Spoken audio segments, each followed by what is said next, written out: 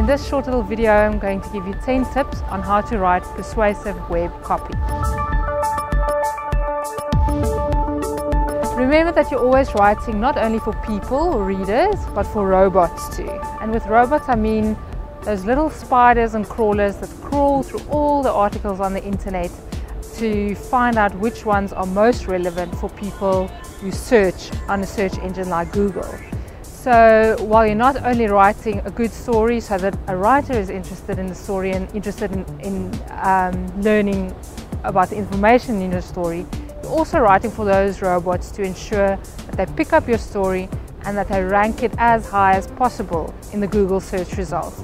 Because if you just think about your own search methods when you're online, you'll probably notice that you hardly ever scroll past the first couple of search results.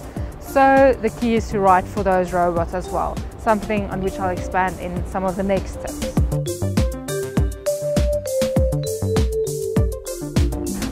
Here, something called keywords are very important. To use words that people will use when they search for something.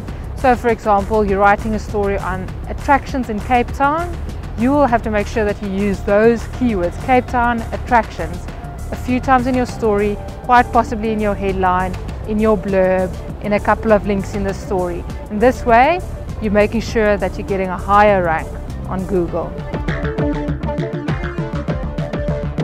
The best way to do this is to write a story or a blog post or whatever you're busy with, and to make sure you tell other people about it.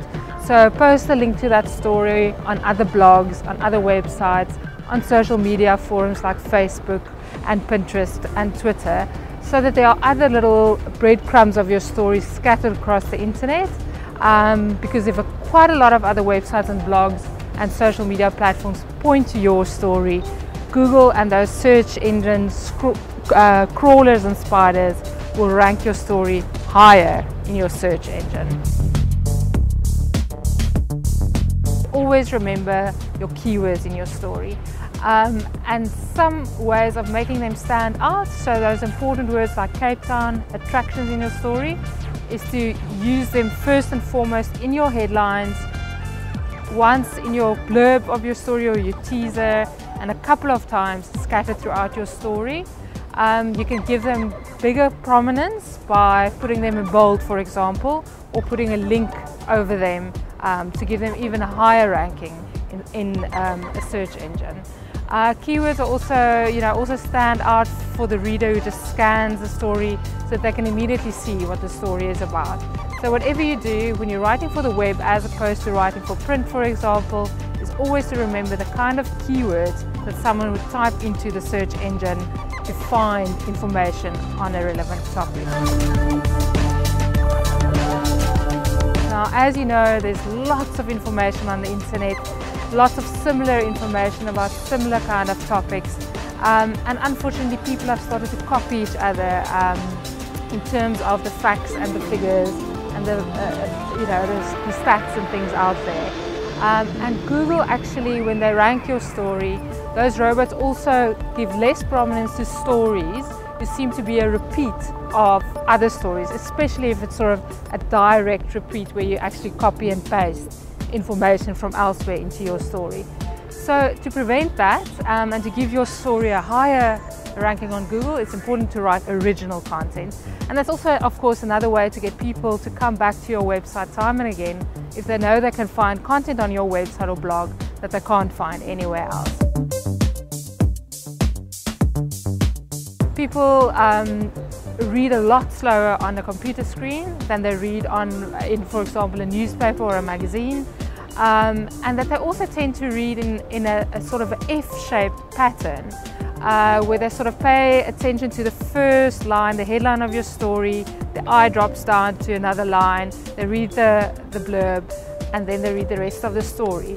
And because they spend less time on stories, because it's slow, they spend less time on stories, so it's important to make those stories scannable with things like subheadings, paragraph breaks, bullets, etc., to make the story really easy to scan. Make sure you catch them at first glance, you don't waste their time with a repetitive kind of stories and words, and flowery writing. Stick to the basics, keep their attention, and make sure you don't waste their time. There's a lot of information online, a lot of it is not so credible. If you want to make sure that people return to your website again and again, it's important to pay attention to the facts, to make sure it's accurate, balanced, that it's fair, that you're writing good original content and that you use good sources for those content as well, that the images you use are of good quality, that you've got a date stamp on your stories. Remember that when you're writing online, your headline might sit separately from the story on your homepage, on another website, on a social media platform. So that headline must make so much sense or be so interesting and intriguing on its own to pull the reader right into your story. Okay, so it's worth spending a little bit of time on your headlines to get them right.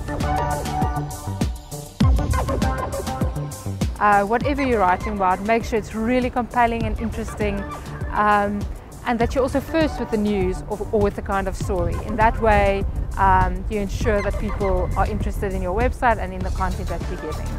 Right, so that was 10 tips on how to write persuasive online copy.